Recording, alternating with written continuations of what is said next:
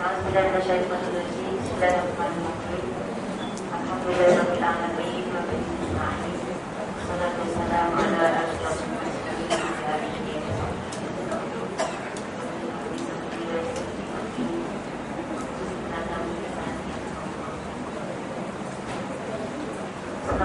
warahmatullahi wabarakatuh.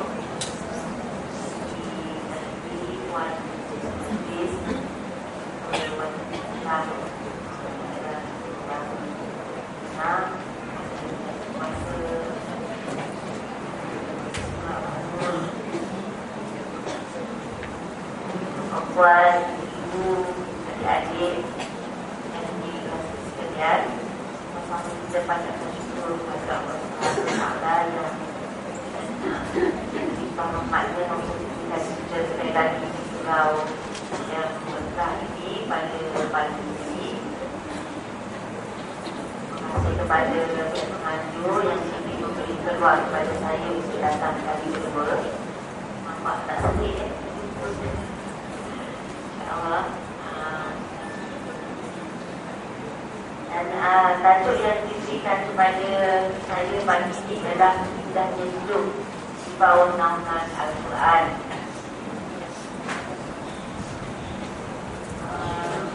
Puan, saudara-saudari,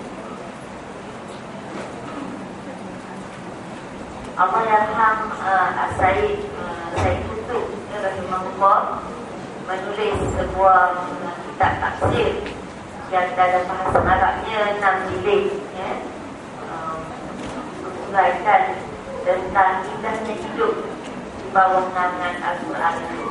Yang kitabnya dinamakan Izhilalul Quran, maksudnya di bawah naungan Al-Quran. Setiap satu ayat yang dikemukakan, beliau mengungkapkan perasaannya yang cukup besar, ya, dengan setiap patah perkataan yang diturunkan oleh Allah Subhanahu Wa Taala pada kita. Dan jadi bagi kita yang tak berapa faham bahasa Arab ni, belajar itu kan, tapi tak dapat menghayati keindahan jalur bahasa tu sebagaimana yang dapat dihayati oleh Allahyarham As-Said. Tapi bila kita baca luahan hatinya, apa yang digambarkan, hayatannya terhadap patah-patah kalimah-kalimah Al-Quran itu, sedikit sebanyak kita akan tersentuh juga.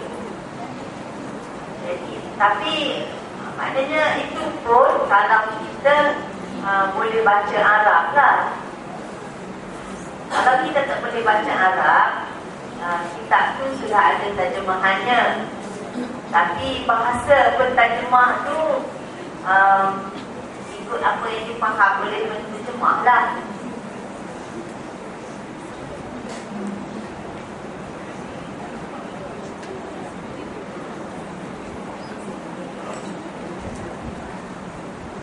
Jadi kita tak akan dapat rasa sepenuhnya juga apa yang diluahkan oleh Allahyarham Said Kutub.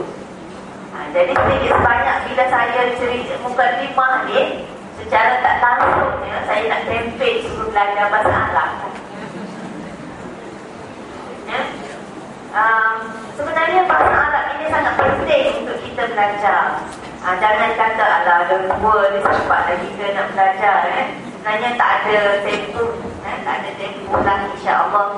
Walaupun kita masih muda ataupun sudah berusia, sebenarnya selagi ada peluang, belajar, insya-Allah. Maknanya kalau katakan sekarang kita cuma tahu cakap Melayu, cakap Jawa kan, nak belajar tambah satu bahasa lagi, pilihlah bahasa Arab untuk belajar.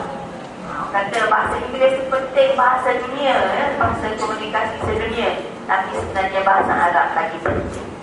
Bahasa istimewa yang Allah telah pilih untuk menjadikan perantaraan antara dia dengan kita hamba ini. Bahasa Arab. Belajarlah bahasa Arab, insya-Allah. Jadi apabila kita belajar bahasa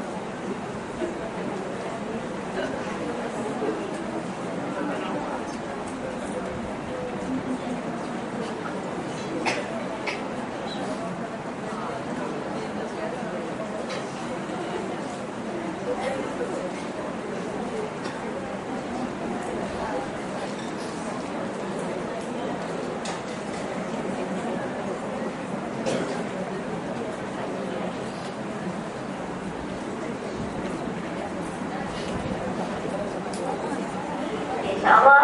Jadi kita balik kepada tajuk indahnya hidup di bawah naungan Al-Quran. Jadi untuk kita rasakan keindahan hidup di bawah naungan Al-Quran ini, saya katakan pertama sekali kita kena berusaha belajar bahasa Arab. Tapi sementara tu belajar nak pandai itu ambil masa juga lah. Tak adalah sehari semalam kan. Ambil masa juga. Jadi sementara tu ada beberapa perkara yang kita mesti ketahui sebelum kita rasa keindahan hidup di bawah naungan Al-Quran ini. Jadi pertama sekali kita kena kenal Al-Quran itu dengan sebenar-benarnya. Kenal bukan erti kata kenal oh ini Quran, ini bukan Quran ya. Kenal Al-Quran itu pertamanya kita tahu kenapa sebenarnya Quran ini diturunkan. Apa hubungan Al-Quran dengan kita? Apa tentu ingat surah Al-Madah. A'udzubillahi minasyaitonir rajim. Inna anzalnahu fi lailatul qadr. Lagi. Wa ma adraka ma lailatul qadr. Lagi. Lailatul qadri khairun min alfi syahr. Malam Al-Qadar khairun min alfi syahr. Lebih baik daripada 1000 bulan. Kenapa? Apa yang dimaksudkan dengan Lailah Al-Qadar ini? Lailatul Qadar ini. Ya, apa dia maksud? Lailatul Qadar adalah malam di mana Allah Subhanahu wa taala menurunkan Al-Quran. Inna anzalnahu fi lailatul mubarakah. Malam yang diberkati. Sesungguhnya kami menurunkan Al-Quran ini pada malam yang diberkati. Di lailatul mubarakah. Lailatul mubarakah ini adalah Lailatul Qadar. Dan Lailatul Qadar ini Allah Subhanahu wa taala sifatkan dia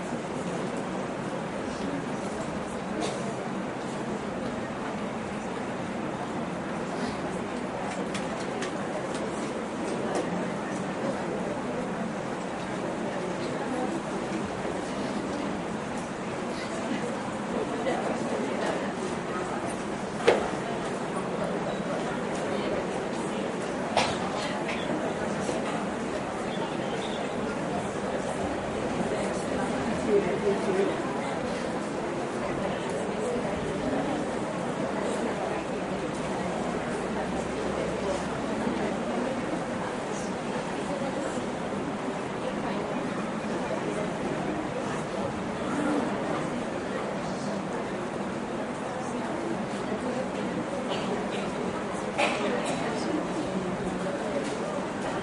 insyaAllah. Dugaan ya. InsyaAllah kita balik kepada Lailatul Qadar. Lailatul Qadar di mana malam Allah Subhanahu Wa Taala turunkan Al-Quran ini disifatkan oleh Allah sendiri sebagai khairun min alfi syahr. Lebih baik daripada 1000 bulan. Yang maknanya kalau bukan 1000 malam. Yang maknanya hanya satu malam itu lebih baik daripada 1000 bulan. 1000 bulan yang mana? Iaitu 1000 bulan yang tidak diturunkan padanya Al-Quran. Jadi kenapa malam Al-Qadar itu menjadi lebih baik daripada 1000 bulan? Kerana pada malam itu diturunkan Al-Quran. Kenapa dia begitu bernilai Al-Quran ini kepada kita? Sebab kalau kita bayangkan ya, Al-Quran ini daripada Allah Subhanahu Wa Taala Maha Pencipta, yang Maha Agung. Kerajaannya luas tak terjangkau oleh kita. Alam nyata, alam gaib, alam dunia, alam akhirat. Alam dunia ini pun tidak boleh kita gambarkan betapa luasnya. Allah Subhanahu Wa Taala yang Maha Agung itu, yang mencipta, kalau orang Melayu kata 7 petala langit, 7 petala bumi, yang Maha Agung itu telah memilih kita, manusia. Manusia adalah satu daripada jutaan ribuan makhluk Allah Subhanahu Wa Taala yang Allah ciptakan. Makhluk Allah tak terbilang banyaknya, yang besar, yang kecil, yang hebat, yang mega-mega ya? Kita bayangkan di atas muka bumi ini sahaja berapa banyak makhluk Allah Subhanahu Wa Taala. Banyak yang lebih hebat, lebih gagah, besar lagi daripada kita sendiri. Tapi dalam banyak-banyak makhluk Allah yang tak terhitung itu, Allah Subhanahu Wa Taala memilih satu jenis daripada makhluk-makhluknya. Iaitu siapa? Manusia. Allah pilih kita untuk menerima satu yang paling berharga, iaitu kalam, wahyu. Kita boleh bayangkan macam ni sajalah, kan, buat sebagai perbandingan ya. Katalah kita ramai-ramai ni duduk dalam surau ni, tiba-tiba orang besar datang. Kan, orang besar datang. Siapa? Duli Yang Maha Mulia, yang di-Pertuan Agung ataupun Permaisuri Agung. Dia datang tengok sini, dalam ramai-ramai kita ni, dia salam kita seorang je. Apa perasaan kita? Bertuah dalam ramai-ramai jemaah di surau ni, orang lain semua dia tak pandang, tiba-tiba dia datang salam kita, peluk. Rasa dihargai. Rasa balik tak nak basuh tangan Jadi itu bandingan ya, Allah Subhanahu Wa Taala. Terbayangkan makhluk Allah yang begini banyak, ramai, tak terbilang, tiba-tiba kita yang Allah pilih untuk menerima salam. Satu penghormatan yang tak boleh dibayangkan. Jadi Al-Quran ini adalah hadiah yang paling berharga buat kita. Jadi malam turunnya Al-Quran ini adalah malam yang tidak ada bandingan kebentasan. Disebut 1000 bulan itu adalah untuk membayangkan banyak, tidak menggambarkan bilangan itu sendiri. Kalau nak kira 1000 bulan pun dah kira banyak. Tapi kalau kita nak ambil maksudnya adalah banyak, lagilah yang kita rasa betapa maha berkatnya Quran ini untuk kita. Jadi alangkah malangnya, alangkah ruginya manusia yang tidak tahu menilai dan menghargai anugerah yang maha besar, iaitu kitab suci Al-Quran. Jadi sebab itu, pertama-tama kita mesti tahu kenapa sebenarnya Allah nak bagi sangat Quran ni pada kita. Jadi kita tengok yang pertama.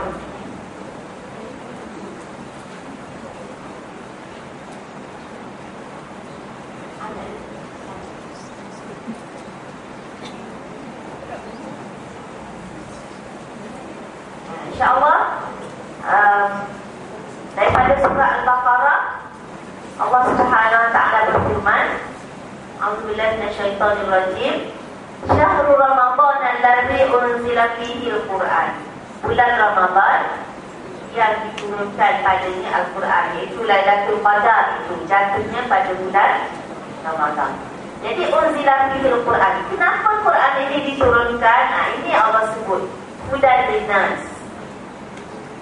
Hudan linnas wa bayyinatin minal huda wal furqan. Jadi tujuan utama Allah Subhanahu Wa Taala turunkan Al-Quran ini adalah untuk menjadi petunjuk, memberi hidayah.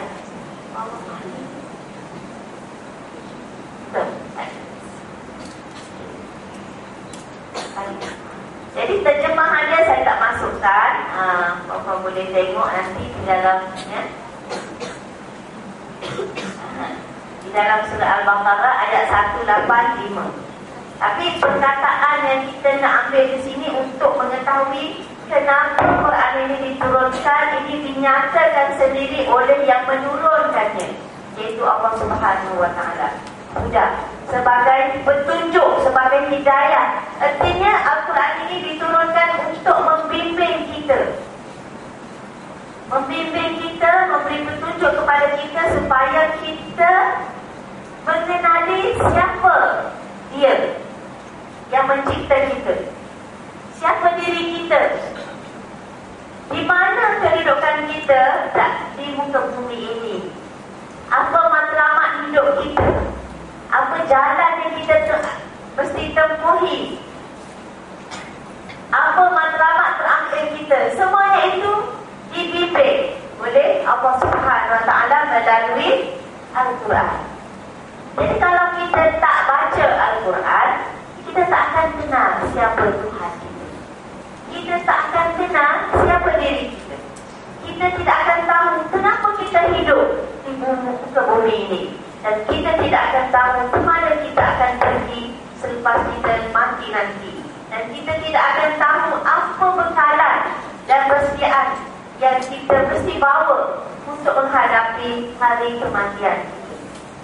Semuanya itu lengkap tertulis di dalam Al-Quran, menggambarkan betapa sayangnya Allah Subhanahu Wa Taala kepada kita, mahu menyelamatkan kita, mahu menyediakan kepada kita satu kehidupan yang bahagia, sejahtera, indah, aman dan damai, dan apa-apa perkataan yang semakna dengannya.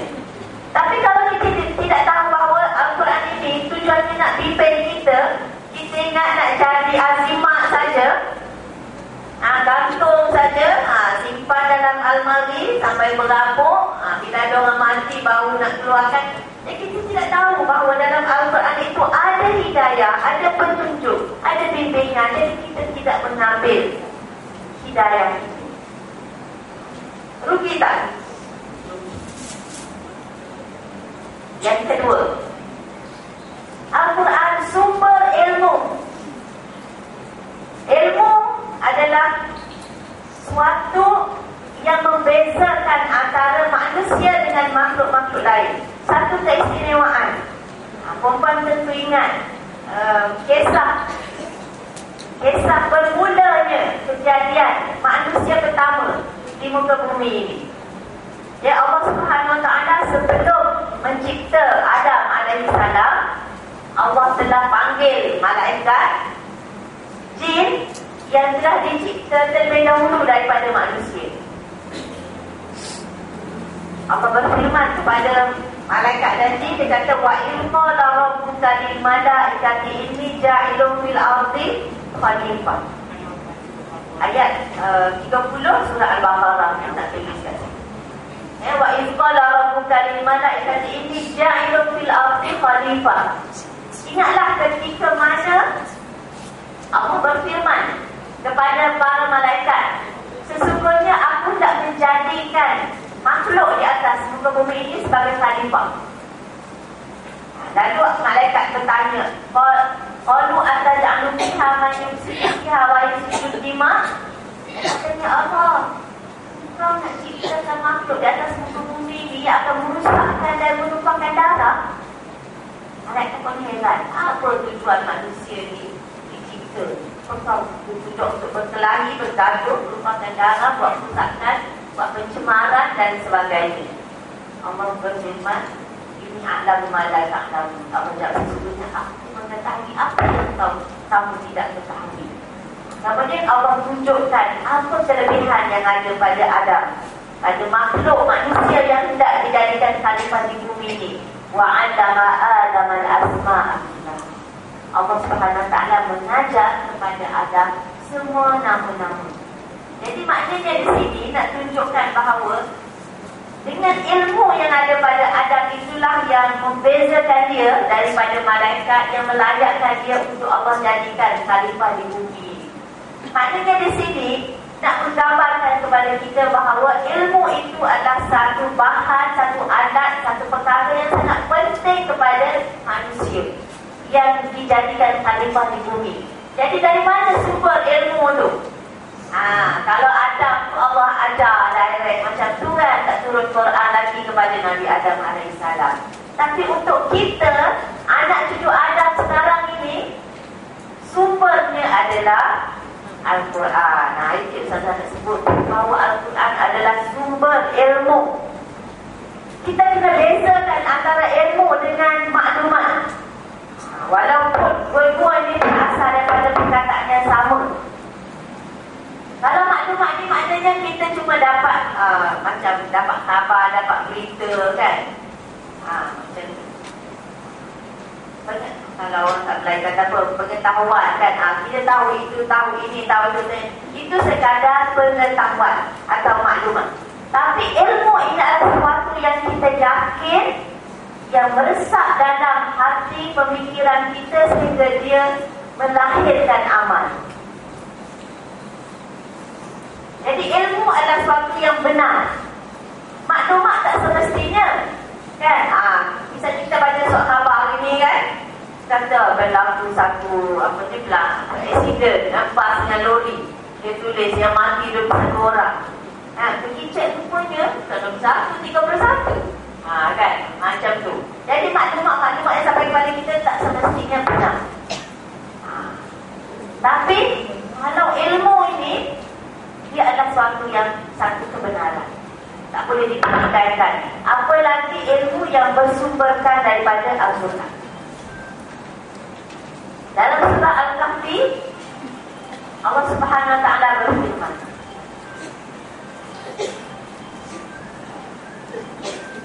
"Lau kana al-bahru midadan li kalimati rabbi, lanafida al-bahru qabla an tanfada kalimatu rabbi, walau ji'na bimithlihi madada."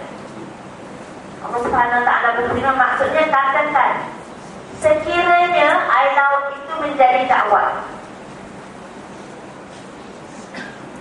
Air laut menjadi dakwah. Maksud jadi dakwah ni adalah dakwah untuk ditulis ilmu yang bersumberkan daripada Al-Quran.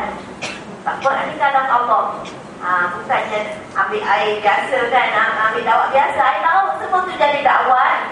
Dan nafidal bahru qabla an tanfada kalimatu rabbi. Maknanya air laut akan jadi kering sebelum habis kalimah-kalimah Tuhan. Sebelum habis nak tulis ilmu Allah tu, laut dah kering. Walau ji'na bimithlihi madada, sekalipun kami datangkan lagi sebagai tambahan air laut yang serupa dengan apa yang dah ada. Artinya sumber ilmu yang tak terkira banyak. Jadi kalau kita baca Al-Quran itu sebenarnya kita mendapat berbagai-bagai ilmu pengetahuan dalam apa bidang sekalipun. Bidang keluarga, bidang kewanitaan, sampai yang gaib-gaib, yang manusia tak tahu sampai sekarang pun sudah ada dalam Al-Quran. Boleh dikatakan segala penemuan-penemuan sains pada hari ini semuanya adalah menepati apa yang telah tercatat di dalam Al-Quran. Umpamanya tentang perkembangan bayi dalam rahim dan yang baru saja ditemui oleh manusia abad lepas. Saya nak cerita tentang apa ni? Mungkin tak tahulah, saya ada dengar tempat lain ke kan. Saya nak cerita tentang cap jari. Cap jari kan, semua pakai cap jari kan. Nak buat pasport, nak simpan duit dalam bank, nak keluarkan duit dalam bank kan, semua pakai cap jari. Sebab apa? Sebab tidak ada cap jari yang sama dengan semua orang. Jadi nak cerita pasal kes cap jari ni. Dia seorang polis, inspektor di negara barat. Dia telah bekerja dalam bidang jenayah ni dah lebih 20 tahun. Kita tahulah kan, antara cara untuk mengesan penjenayah ialah melalui cap jari. Satu hari dia macam mana wallahu alam, dia bertemu dengan sepotong ayat Al-Quran mengenai cap jari. Dalam surah Al-Qiyamah,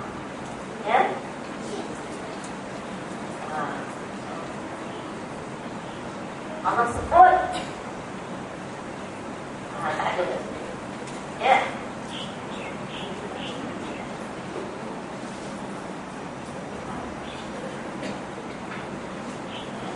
Bala qadirina ala an nusawwiya banana. Surah Al-Qiyamah. Surah Al-Qiyamah ni surah tak nak akhir, surah yang kedua sebelum akhir dalam juz 29. Sebelum surah An-Naba tu, surah Al-Mursalat, sebelum tu Al-Qiyamah, Al-Insan, Al-Qiyamah. Sebelum apa yang dah sa'adun lah, maksud saya dekat-dekat ya. Jadi Allah berfirman, bala qadirina ala an nusawwiya banana. Maksudnya memang kami berkuasa untuk menyamakan jari-jari mereka. Berkuasa untuk menyamakan jari jemari mereka. Jadi maksudnya di sini bahawa dalam Al-Quran telah menyatakan jari-jari kita ni, termasuk orang-orangnya, memang tak sama. Tak sama tu kenapa? Kerana Allah telah menciptakan ianya tak sama. Dan kalau Allah mahu, Allah berkuasa untuk menjadikan semuanya sama. Sampai bangkit, sebab itu sebab kiamat. Maknanya sampai kita dibangkitkan selepas mati nanti, pada hari kiamat nanti kita bangkit dengan identiti kita. Sehingga orang-orang yang tak sama ni Allah tak lupa langsung. Allah tak akan lupa. Nanti kata bangkit, nanti dah bertukar dari kita dengan dari orang lain, orang kita dah berubah. Bala qadirin ala an nusawwiya banana.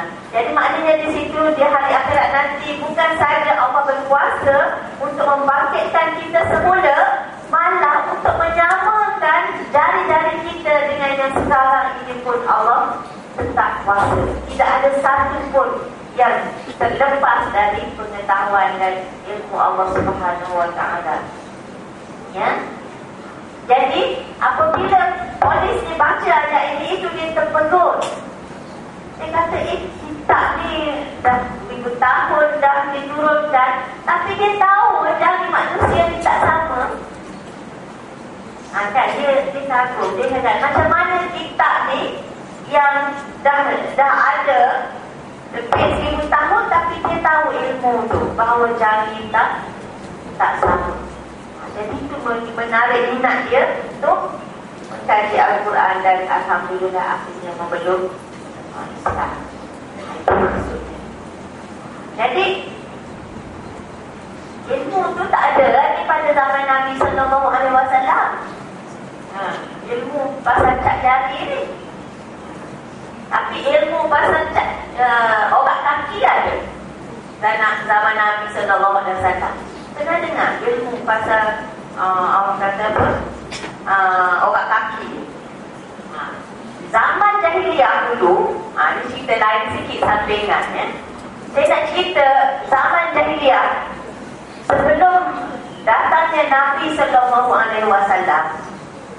Masyarakat punyalah teruk, ya, punyalah teruk.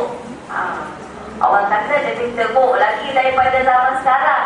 Tapi kadang-kadang fikir-fikir zaman sekarang lagi teruk. Kan? Sebab zaman sekarang orang sesat dalam cahaya. Cahaya dah ada Quran tapi masih sesat. Zaman dulu orang sesat dalam gelap. Tak ada cahaya lagi. Quran tak turun. Jadi tak heranlah sesat. Ya? Sekarang ni dalam cahaya terang benderang boleh sesat. Tak heran. Jadi saya nak cerita ni ada je lah sampingan nak cerita pasal tapak kaki ya. Jadi zaman jahiliah manusia kahwin ada 4 cara. Ada 4 cara dia kahwin. Kita ikut mana-mana agama, ikut budaya dia ya? Cara pertama, cara macam kita kahwin sekarang. Maknanya lelaki pergi pinang perempuan tempat lewat. Apa ni? Pinang wali dia lah kan, keluarga dia ada angkat nikah. Tapi dia dah angkat nikah dia lah. Tapi maknanya dengan cara yang pergi pinang, ada nikah secara rasmi. Macam yang berlaku pada Sayyidina Muhammad dengan Sayyidatina Khadijah radhiyallahu anha. Jadi cara itu diperakui sampai dalam Islam pun. Maknanya cara itulah yang berterusan sampai sekarang. Cara kedua ialah dengan cara seorang perempuan bila dia nak kahwin, dia akan letak bendera di depan pintu rumah dia. Bendera mengalu-alukan mana-mana lelaki untuk tidur dengan dia. Jadi secara terbuka. Secara terbuka ya. Jadi maknanya tu dia nak kahwin lah ni, nak pilih suami ya. Mari siapa-siapalah lelaki datang tidur dengan dia sampailah dia mengandung. Apabila dia mengandung, anaknya lahirnya anak, perempuan ini akan panggil semua lelaki yang pernah tidur dengan dia. Dia akan tunjuk, engkau suami aku. Jadilah suami dia.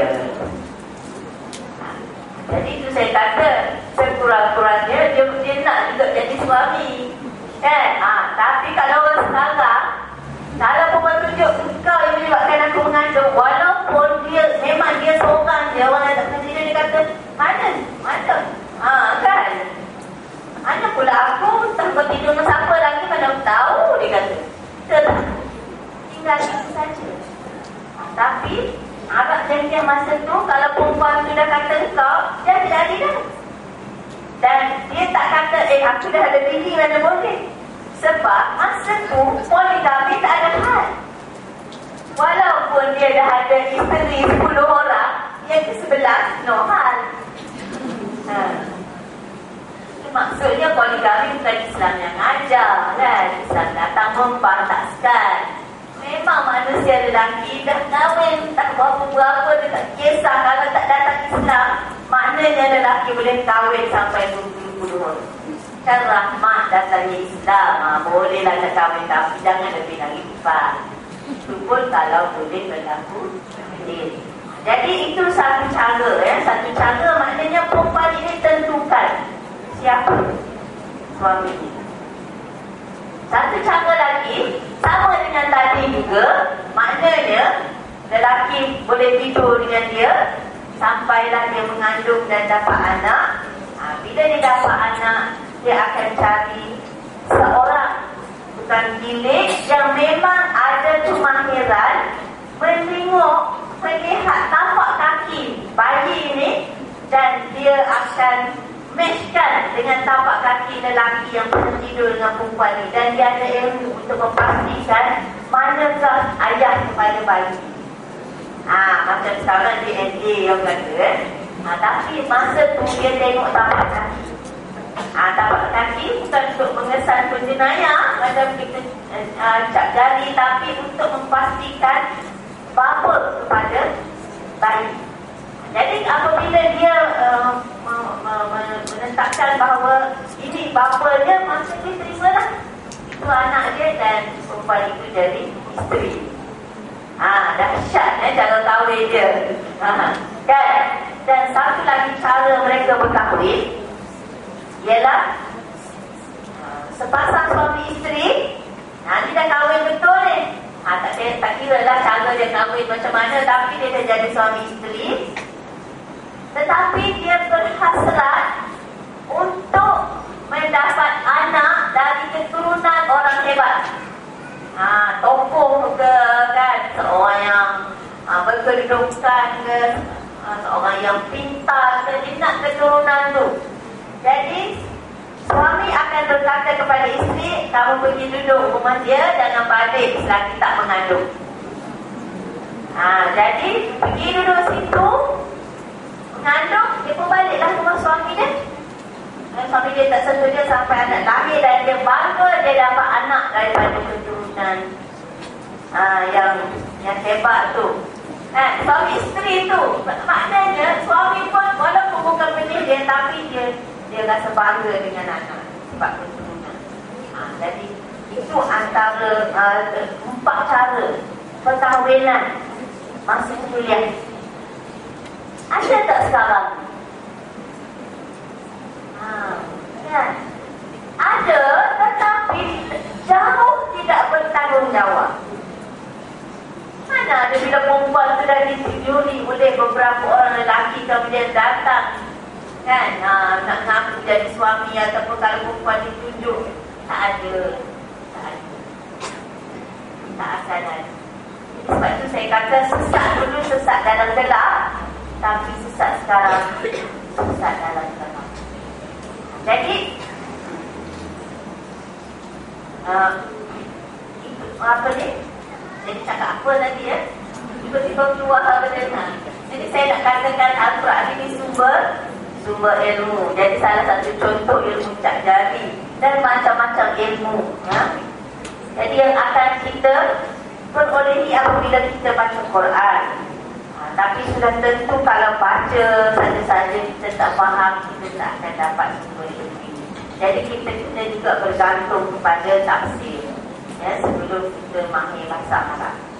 Tapi pada itu belajar-belajarlah sambil-sambil itu bahasa Arab. Maknanya sambil-sambil itu maknanya kita dapat hayati sedikit sebanyak, insyaAllah. Jadi sumber ilmu.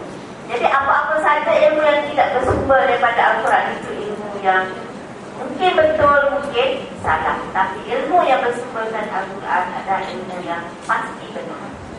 Sebab datangnya daripada yang maha benar. InsyaAllah. Seterusnya membeza. Nampak? Membeza. Maknanya Al-Quran ini yang membezakan antara benar dan salah. Tabarakalladzi nazzala al-furqana 'ala 'abdihi liyakuna lil 'alamina nadhira. Surah Al-Furqan. Furqan maknanya pembeza. Maknanya perempuan yang nak dapat anak boleh bagi anak nama Furqan. Maknanya yang membezakan antara benar dan salah. Ataupun Al-Faruq, gelaran kepada Sayyidina Umar Al-Fatah. Al-Faruq ini daripada perkataan Furqan ini. Jadi artinya apa yang Al-Quran kata betul, betul. Apa yang Al-Quran kata salah, salah. Walaupun semua manusia kata betul, tapi Al-Quran kata salah, tetap salah. Apa yang Al-Quran kata salah, kalau apa yang Al-Quran kata betul, kalau semua orang kata salah, dia tetap betul. Satu-satunya sumber yang boleh diyakini garis panduan kita yang membezakan mana satu yang betul, mana satu yang salah. Tapi janganlah macam orang apa, orang tu dia buat apa, tak tahu mana betul, mana salah, nak pergi ke tak pergi, buka Al-Quran, kan pejam mata, buka Al-Quran, tengok. Ada orang ajar lah, tapi dia tak betul lah, bukan cara tu. Sebab dalam bahasa Arab, baik tu khair, kan? Jahat tu apa? Syar. Syar. Jadi khair kita mula dengan huruf kha, kan? Syar ni mula dengan huruf shin. Dia kata kalau nak pilih, pejam mata, buka Quran, terbilang huruf shin dengan huruf kha. Kalau banyak huruf kha, itu baik, boleh buat. Kalau banyak huruf shin, tak baik, tak boleh buat. Macam tu, Jangan amal lah. Ini nak cerita je, setengah orang salah, ya, salah tutur, salah faham. Kita yakin macam tu, jadilah macam tu, kan? Jadi Al-Quran bukan diturunkan, buat teka-teki gitu, ya? Jadi Al-Quran adalah pembeza, ya, antara kebaikan dan keburukan, antara yang betul, yang salah, yang sesat, yang hidayah dan seterusnya. Terusnya Al-Quran sifat dan rahmah. Sifat apa? Penawar. Ini kita kena yakin, ya, wa nunazzilu minal Qur'ani ma huwa shifaa wa rahmah. Sifat dan rahmah lil mukminin, bagi orang yang beriman. Kalau kita beriman, percaya kepada Al-Quran, maka Al-Quran itu menjadi sifat, menjadi rahmah kepada kita. Wala yazidu zalimina illa khasara. Yang tidak ada penambahan kepada orang-orang yang zalim kecuali rugi. Jadi Al-Quran ini memang penawar. Bila sebut penawar, itu maknanya ada penyakit lah, kan? Orang tak ambil penawar kalau tak ada penyakit. Jadi penyakit manusia ni ada penyakit jasad dan penyakit roh. Kan, penyakit orang kata lahir, penyakit batin, penyakit luar, penyakit dalam, penyakit rohani, penyakit jasmani. Jadi Al-Quran ini secara umum Allah SWT sebut syifa, penawar. Allah tak kata penyakit apa. Jadi maksudnya di sini Al-Quran boleh dijadikan penawar untuk semua penyakit, ya, lahir dan batin. Jadi macam mana Al-Quran nak dijadikan penawar? Dalam sakit hati kita, sakit hati bukan hati yang fizikal ni, sakit hati yang spiritual tu. Apa dia penyakit spiritual yang berkaitan dengan hati kita? Maknanya macam penyakit bakhil, itu penyakit, ya. Penyakit tak sabar, penyakit riak, kan? Lagi apa? Penyakit dengki. Itu penyakit hati spiritual. Jadi kalau kita dengki, itu satu penyakit. Jadi macam mana nak rawat dengki ni? Nak rawat dengki ni dengan Quran. Macam mana? Bukan kata baca Quran hilang dengki, tapi kita faham apa yang Allah sebut tentang dengki. Kan? Orang yang dengki ni sebenarnya, dia dengki ni ialah dia tidak boleh menerima pembahagian Allah Subhanahu Wa Taala. Allah Subhanahu Wa Taala sebenarnya dia bahagikan anugerah dia di kalangan hamba-hambanya. Memang Allah tak bagi sama rata. Yang ni Allah bagi cantik, yang ni Allah bagi kurang cantik, yang ni Allah bagi pandai, Allah bagi kurang pandai, yang ni Allah bagi kaya, yang ni Allah bagi miskin. Sebenarnya itu bahagian-bahagiannya Allah memang dah tentukan. Jadi kalau kita dengki kepada orang yang lebih tinggi daripada kita, maksudnya kita tidak boleh menerima pembahagian Allah. Artinya kita komplain kepada Allah. Itulah maksud dosa besar tu. Sebab itu dalam satu hadis Nabi SAW bersabda, memakan hasanah kita, kebaikan-kebaikan kita seperti api memakan kayu api. Itu dia punca dia, iaitu tidak reda dengan kebahagiaan Allah Subhanahu Wa Taala. Dan tak boleh tengok orang tu daripada kita kan, kita benci dia, nak sebut nama dia pun rasa nak muntah. Kan, maknanya kita komplain kepada kebahagiaan Allah Subhanahu Wa Taala. Jadi maknanya nak ubah rezeki tu, kita kena faham bahawa Allah Subhanahu Wa Taala Maha bijaksana. Apa yang rezeki itu ada, cuma kalau kita syukur, baik untuk kita. Kalau kita sabar, baik untuk kita. Jadi itu dia merawat. Begitu juga penyakit jasmani juga sebenarnya boleh dirawat dengan Quran. Memang ada kata bukti-bukti. Yang ini dengan baca. Dengan baca. Baca, masa kita boleh baca dan juga dengar. Dengar ini boleh kita lakukan masa jaga dan juga masa tidur. Sebenarnya walaupun kita tidur, otak kita tetap berjalan. Ya, maknanya apa yang kita tidur tu, dia masuk juga ke dalam telinga kita, dia sampai juga ke otak. Jadi maknanya dia duduk proses tu, apa yang dia dengar. Jadi rupa-rupanya ada kajian menunjukkan dengan mendengar Al-Quran ini, maknanya dia akan menstabilkan fungsi otak kita. Dia akan baiki mana yang tak betul ya, dalam badan kita dan sebagainya. Dan ada bukti boleh sembuh dengan selalu baca dan dengar Al-Quran. Tak dia pun sebenarnya dia tak, kata tak masuk dengan tanah jual tinggi, tidak. Dia masuk ke otak kita dan otak kita memproses apa yang dia dengar. Dan ada kata gelombang-gelombang yang dihantar ke tempat-tempat yang sakit itu, dan ada arahan-arahan supaya dia baik pulih. Ada seorang hamba Allah, saya baca pengalaman dia. Dia seorang perokok.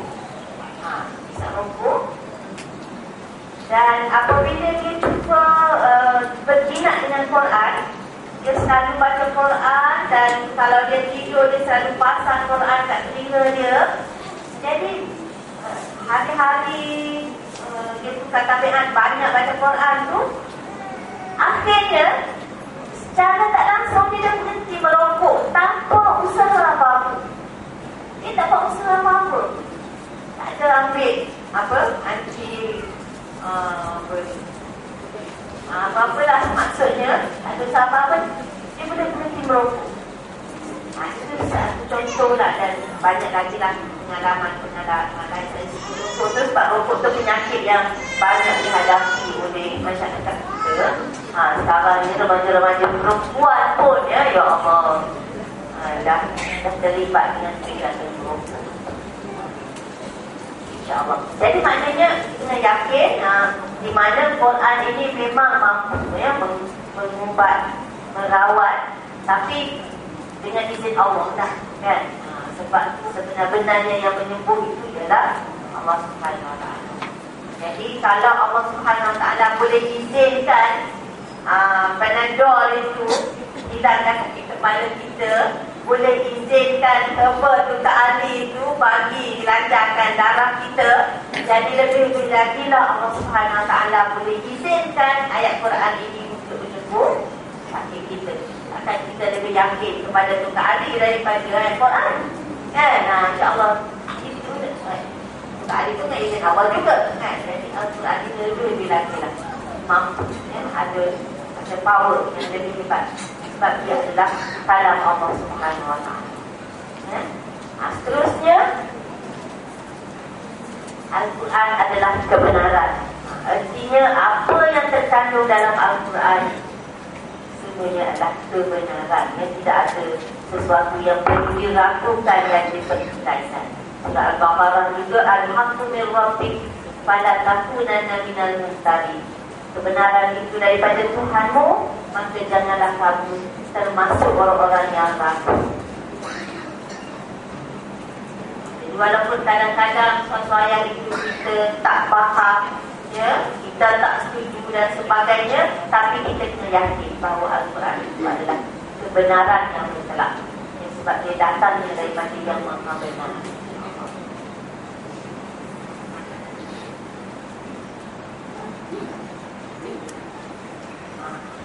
Al-Quran juga merupakan peringatan, ya, peringatan bagi orang yang lupa, ya, bagi orang yang lega, bagi orang yang lalai. Al-Quran itu merupakan peringatan yang paling berkesan. Inna nahnu nazzalna dzikra wa inna lahu lahafizun. Sesungguhnya kamilah yang menurunkan az-zikr, iaitu Al-Quran ini, peringatan, ya. Dan sesungguhnya kami pasti akan menjaga, memelihara. Ya, surah Al-Hijr. Bukan, Az-Zariyat. Al-Hijr, ya. Inna ayat 9 surah Al-Hijr. Inna nahnu nazzalna dzikra wa inna lahu lahafizun. Jadi itu antara tujuan kenapa Allah Subhanahu Wa Taala turunkan Al-Quran ini. Jadi maksudnya di sini dia bukan hanya sekadar untuk bacaan. Al-Quran itu sendiri maknanya bacaan. Jadi memang baca tu tak boleh nak lari dah lah. Sebab makna Al-Quran itu baca. Jadi kita kena baca Al-Quran. Dan baca Al-Quran ini, setiap satu huruf kita akan dapat pahala 10 kebalik. 3 huruf dan 30. Alif, lam, mim. Dan 3 huruf. Dapat 30 dah. Duduk tak duduk dapat 30. Ya. Bismillahirrahmanirrahim. Itu pun Al-Quran juga kan. Kita makan baca bismillah, pakai baju baca bismillah, pakai kasut baca bismillah, masuk kereta bismillah. Bismillah tu ada 19 huruf. Kita dapat 190 kebaikan. Kan? Banyak. Tapi memang kita kena kumpul pahala banyak-banyak. Sebab kita nak hidup di akhirat nanti lama masanya. Kan? Berapa lama nak hidup akhirat? Selama-lamanya, tak ada had. 1 hari di akhirat sama dengan 1000 tahun di dunia. 1000 tahun di dunia. Jadi katakan kalau kita hidup 60 tahun, ya, 60 tahun. Jadi berapa peratus dia daripada 1000 hari? Daripada 1000 tahun. Maknanya kalau nak ukur tak sampai 1 hari kan. Sebab kalau kita nak sama dengan 1 hari di akhirat kena hidup 1000 tahun. Mana ada orang hidup 1000 tahun? Nah, Nabi Nuh dia tak hidup 1000 tahun. Kita sekarang tak ada yang hidup 1000 tahun. Pada usia pun yang pada salah 100 lebih kan. Tapi kalau usia kita 60, sebenarnya kita hidup 30 je. Sebab apa? Sebab kalau umur kita 60 tahun, kita tolaklah kita tidur ni biasanya 8 jam. 8 jam ni 1/3 daripada 1 hari. Jadi kalau dah 60, tolak 20. Tinggallah 40 tahun. 40 tahun tolaklah yang belum balik tu 10 tahun. Tinggallah 30. 30 tu tolaklah pula masa yang kita sia-siakan tak buat apa-apa tu. Tolaklah kan. Dia bedek muka kat cermin, apa, tak ada benda faedah lah. Yalah, bukan tak boleh tengok muka kat cermin, kan tengok lah, tak tengok ada arah ke, ada apa kan. Tapi masa yang kita buang saja duduk termenung, ataupun duduk tengok drama yang apa-apa cerita dan buang saja. Jadi daripada 30 tu tolak itu tolak ini, tinggallah 20 tahun. Sehingga dia hidup kat dunia ni. Jadi kalau kita kata untuk 60 tahun kita beramal 20 tahun kali 10 lah. Sebab satu amal 10 kali ganda. Jadi maknanya 20 kali 10 berapa? 200. Maknanya baru 200. Baru 200. Baru 200 je. Jadi baru 200 tahun lah. Maknanya baru 200 tahun. Tak sampai 1 hari lagi. 1 hari 1000 kita baru dapat 200 tahun. Nak top up macam mana? Jadi nak top up tu itulah kena ada 3 perkara yang tak putus tu. Kan? Nabi kata apabila mati seorang anak Adam, terputuslah amalannya kecuali daripada 3 perkara. Jadi sebelum mati, pastikan kita ada 3 perkara ni, atau salah satu daripada. Ya, ada sedekah jariah. Sedekah jariah. Sedekah jariah ni maknanya kita sedekah perkara benda-benda yang boleh digunakan secara berterusan, berpanjangan. Yang kedua, ilmu yang dimanfaatkan. Ajar orang kepada kebaikan. Tak semestinya ajak pun. Misalnya kita datang dengan ceramah, kita tak tahu nak ajar, kita ajak dia datang.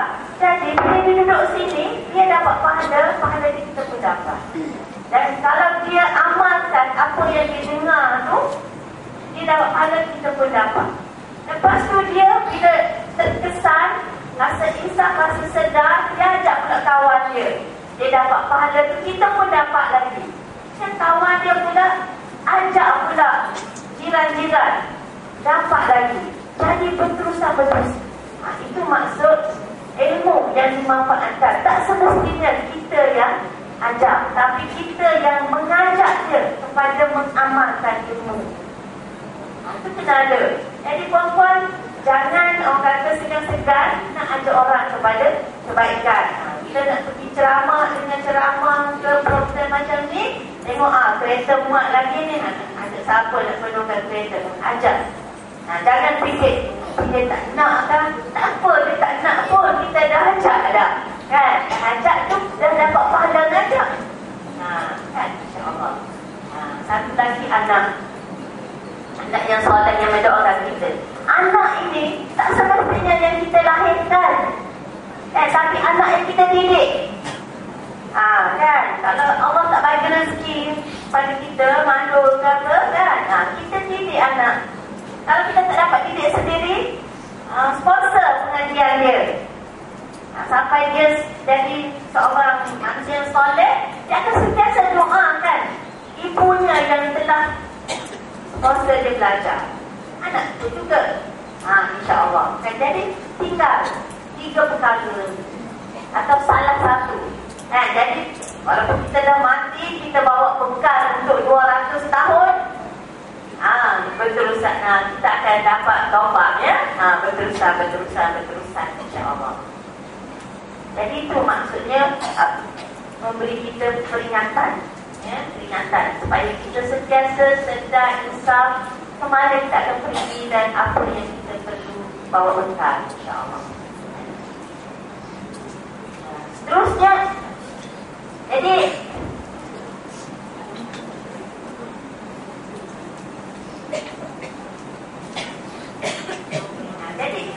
apabila kita mengetahui tujuan Al-Quran ini diturunkan, maka kita percaya dengan apa yang telah disebutkan, maka apakah langkah seterusnya? Langkah seterusnya ialah yang pertama, apabila kita beriman, yakin dengan apa yang diturunkan oleh Allah SWT, maka kita mestilah sentiasa pertamanya akrab dengan Al-Quran. Maksudnya mendampingi Al-Quran sekali.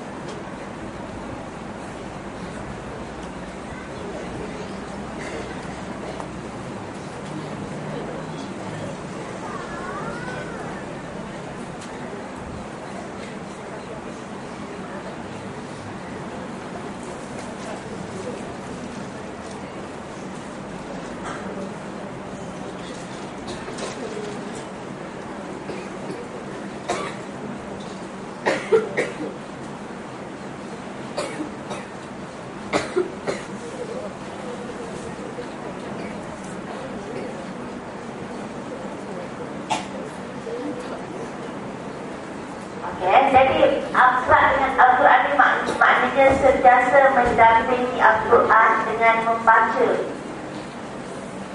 Quran itu. Dan maksudnya kita kena ada peruntukan masa untuk membaca Al-Quran. Kalau boleh 1 juzuk sehari, itu yang terbaik lah.